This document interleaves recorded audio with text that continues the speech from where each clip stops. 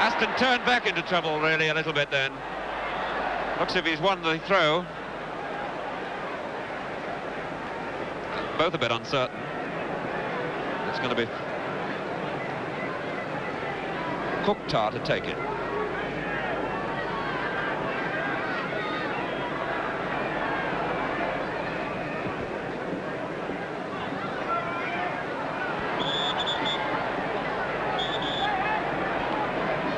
Free kick against Manchester United. Gives this defence a bit more relief.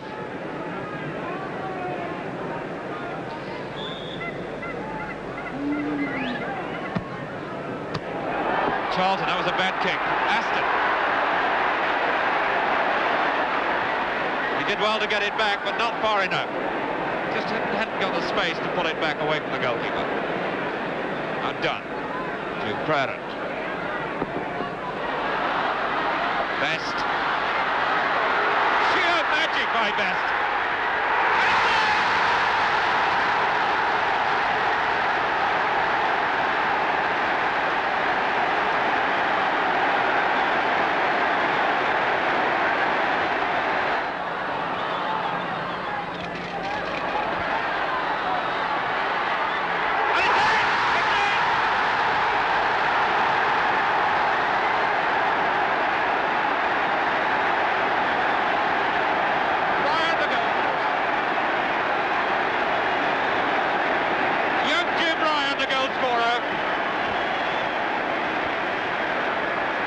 And he looks absolutely leg-weary, but he must be the happiest man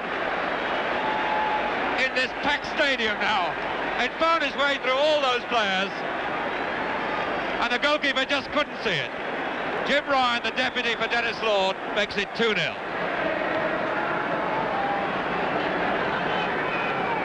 United won't want to make any mistakes now.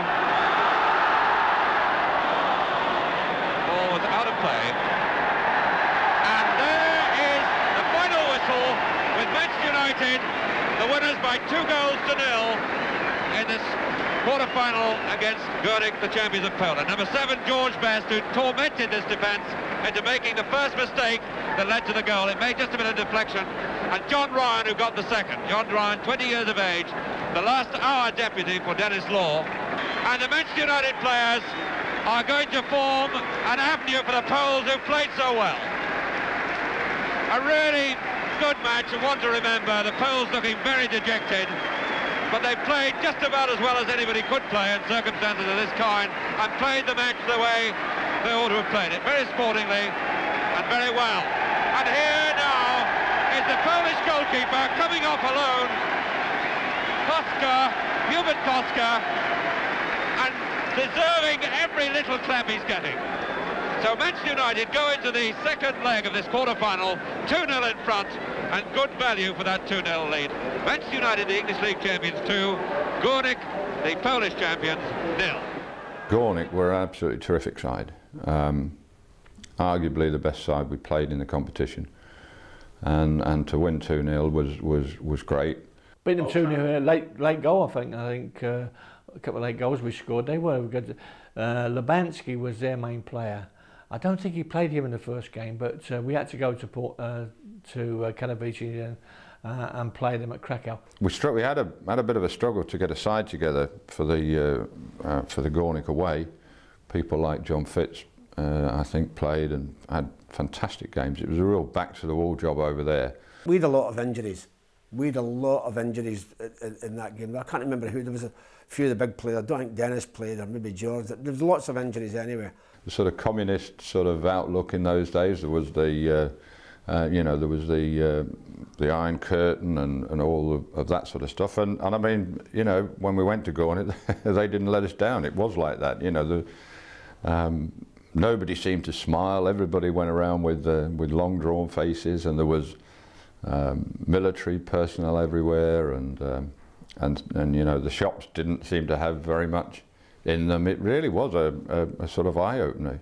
The conditions were, certainly for a lot of us, the younger ones, we hadn't seen conditions like that. I mean, the pitch itself was frozen, there was snow and ice, there were soldiers with guns, and there was all sorts of things. It was a bit daunting.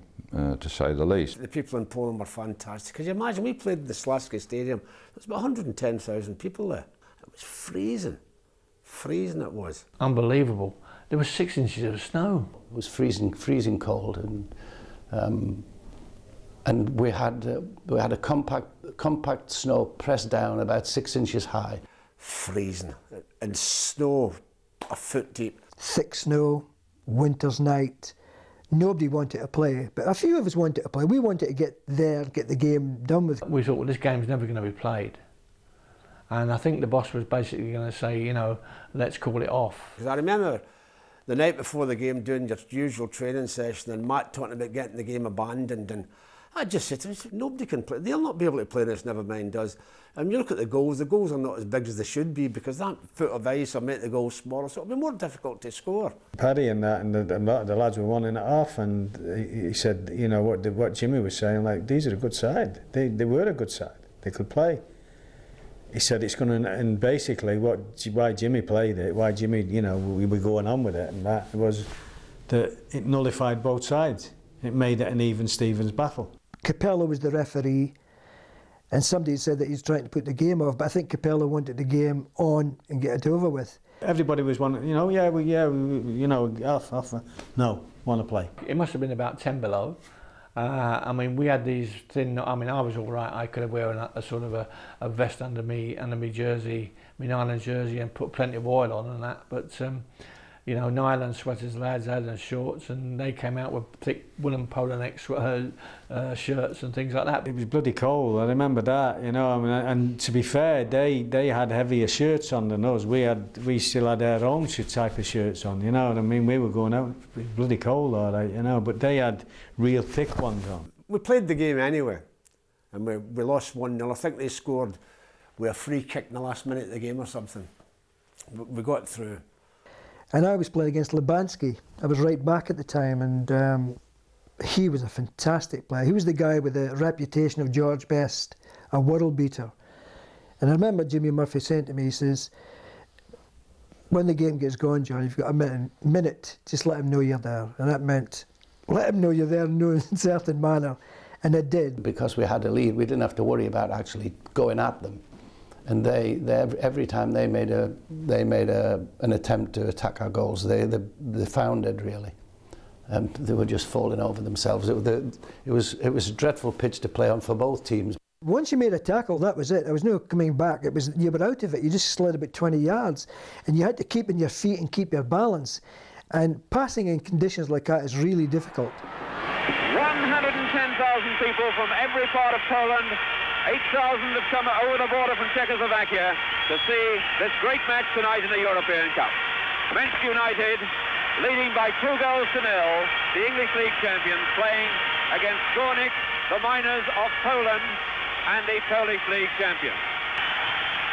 Snowing very, very hard, and it's very cold. They were a good team. We held them right to, I think, the last 5 minutes when they got a free kick. Down to me, actually, because actually the referee for that game was Labello, who actually refereed the final. And there was a 4-step rule, only a 4-step or 6-step rule. And I took this corner, and it came in and I took it, but I couldn't stop because of the pitch conditions. And I finished up by outside of me past the penalty spot, and he blew up for taking too many steps. And consequently, from the free kick, the ball was smashed in and it hit 2 or 3 people, went to Lubanski, who finished it off. So, for the last 2 or 3 minutes, it was a bit hectic, but we survived it. Well taken by Stepney, took responsibility and was strong enough to get there. Whistle's gone. Quite unnecessary that. And the referee has penalised one of the Manchester United players there. It looked to me as if Cookser should have been penalised for pushing Stepney. That's a very strange decision, and the United boys are absolutely incensed by it. One of the most unusual sights you've ever seen in football there.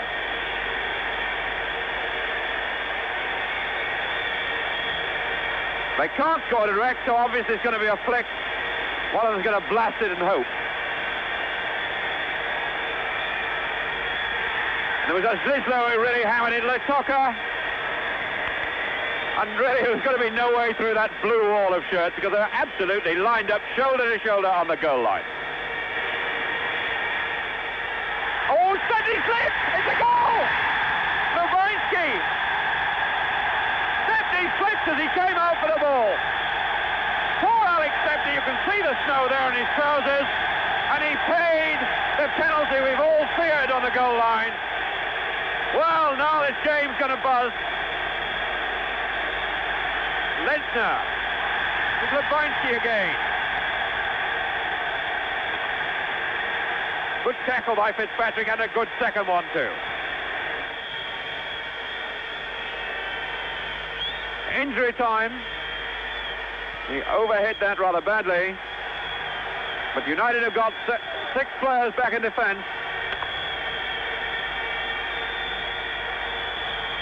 And there is the whistle, and Manchester United are through to the semi-final of the European Cup. And this, a thoroughly good, competent, professional performance by Manchester United tonight, who came here to do a job, to contain these Poles, and they've done it. We did a professional job that night, and the boss and Jimmy Murphy were over the moon. We lost over there. That was a real, perhaps again, the toughie match of that particular tournament. But we played well that night. Ridiculous conditions, the passing, everybody put in 100% effort, and at the end of the day to get beat 1-0, it might not sound a good result, but it was. When we'd come through that sort of tie, I think that was obviously when we were then starting to think, well, maybe, you know, there's something in this tournament for us.